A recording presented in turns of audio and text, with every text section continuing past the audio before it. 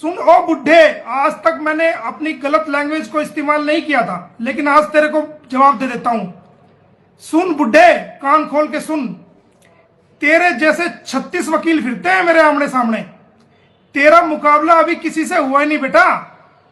गुलाम हैदर जो कि पाकिस्तानी निवासी है और भारत में मोमिन मलिक जो कि एडवोकेट है, पानीपत के रहते हैं, एक साजिश के तहत तथा कथित आपराधिक प्रवृत्ति के लोग पाकिस्तान से भी हैं, अन्य भी हैं। ये लोग लगातार भारत में रह रही सीमा तथा सचिन, मीना व उसके परिवार और बच्चों को बहुत ही शारीरिक, मानसिक तथा आर्थिक प्रताड़ना लगातार दे रहे हैं।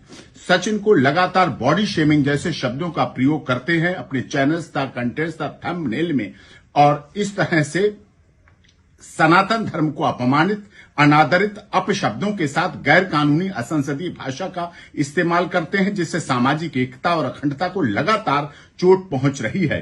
अज्ञात नंबरों से सचिन को लगातार जान माल से खत्म करने की धमकियां देते हैं, डराते हैं, धमकाते हैं, और उसके जो कार्य कर रहा है जिससे उसकी जीविका उपार्जन चलती है उसको भी लगातार डिस्टर्ब करने का प्रयास करते हैं। वकालत जैसे बेहतरीन पेशे को पाकिस्तान के चैनल तथा भारत के कुछ षड्यंत्रकारी व्यक्ति गालियां दे देकर तथा झूठे झूठे आरोप लगाकर देश के सभी वकीलों का खुलेआम अपमान कर रहे हैं।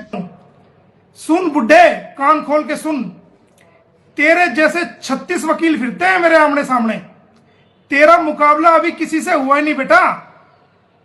निर्भया कांड में तूने क्या किया ये पूरा देश जानता है, समझ गया? बच्चा बच्चा पूरा देश जानता है तेरे को। हमारे देश की माएं, बहनें, बेटियां सब कुछ जानती हैं तेरे बारे में। हमारे भारत की सरकार जानती है, हमारे भारत का गृह मंत्रालय जानता है, सरकारी अधिकारी एक एक आपके बारे में जानते हैं कि आप कौन और क्या हो। खिसियानी बिल्ली खंबा नोचे हैं? अबे तेरे में दम है तो तू मेरे 5 करोड़ रुपए का, 3 करोड़ रुपए का जो लीगल नोटिस दिया, अगर तू वकील है, अपने आप को सुप्रीम कोर्ट का वकील कहता है, तो तेरे में दम था तो तूने जवाब क्यों नहीं दिया?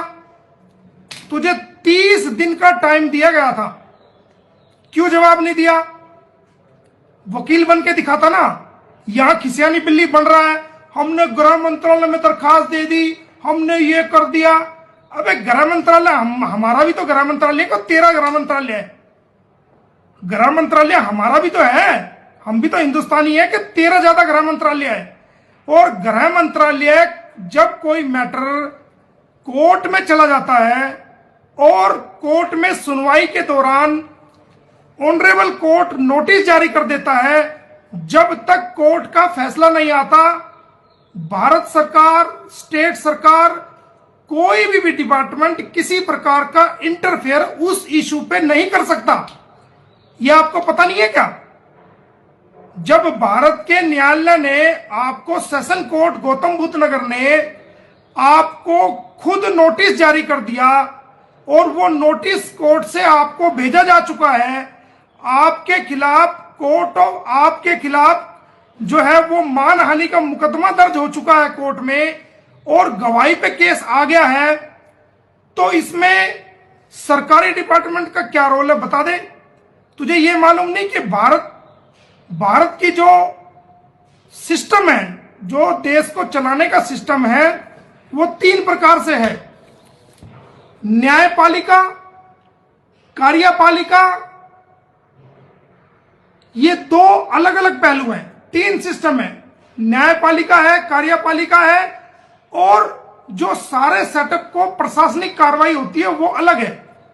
तो न्यायपालिका के अंदर कोई भी सरकार का डिपार्टमेंट या कोई भी सरकारी महकमा, एडमिनिस्ट्रेटिव प्रशासन, जब मामला कोर्ट में पेंडिंग होता है, किसी को कोर्ट के मामलों में इंटरफेयर करने का राइट नहीं है।